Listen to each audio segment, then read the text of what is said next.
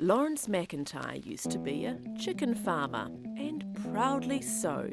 He learnt a thing or two from poultry. 25 years ago I learnt that insulating the chicken house and kept them happy and healthier, and that sort of started getting me thinking. It got him thinking about the way we heat homes, then let that energy slip through our fingers. Many years later, and he's built the most energy-efficient house in the country. His house has been given the highest rating ever awarded by the Energy Efficiency and Conservation Authority, a 9 out of 10. It's a bit like the icing on the cake now.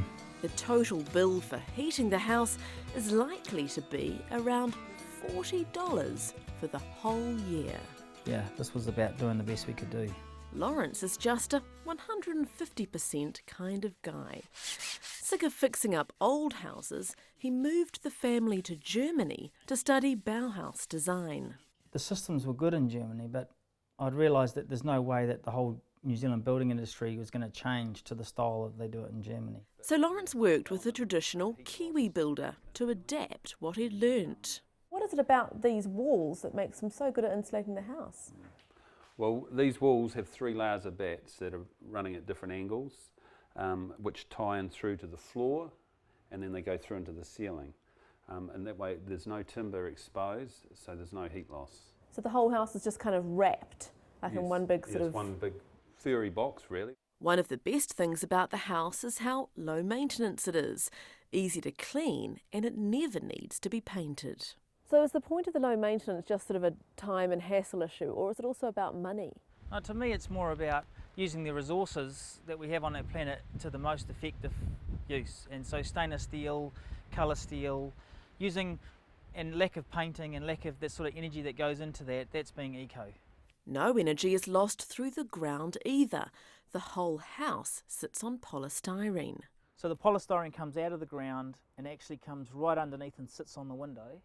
And so when you see the infrared photos, you'll see that there's actually no heat loss through that point there. These people aren't ghostbusters, they're draft busters. 22. Victoria University building science students measuring temperatures. It's slowly rising too. It's slowly getting up to 23.5 now. The university is using the house as a test case, a possible blueprint for the future. This is an intriguing building in the sense that it's doing things that we've been talking about for years, but it's actually doing it in practice. What it's doing is keeping the interior warm, whatever the weather, without any heating. Just a passive solar design. The heat from the roof is transferred down through this box behind the adobe wall. And the adobe wall, it takes around about 6 hours for the temperature to transfer. So during the day when the roof is warm, the heat's coming into behind the wall, and then you're getting it later at night. Sensors have been installed which will show how well the house is performing long term.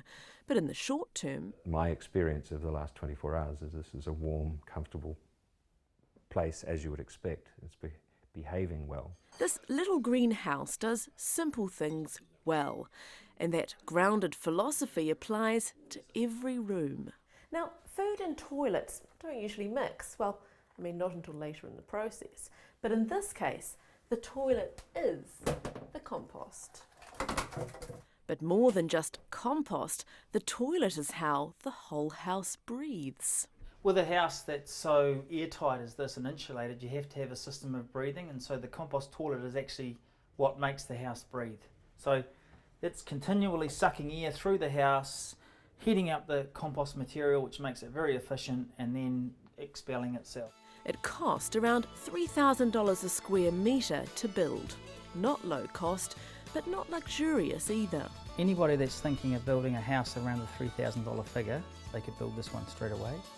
Anybody that's struggling a wee bit with those type of finances could build it in phases. But if you'd rather just stay the night, you can rent the house as a holiday home. Just don't bother to bring your winter pyjamas.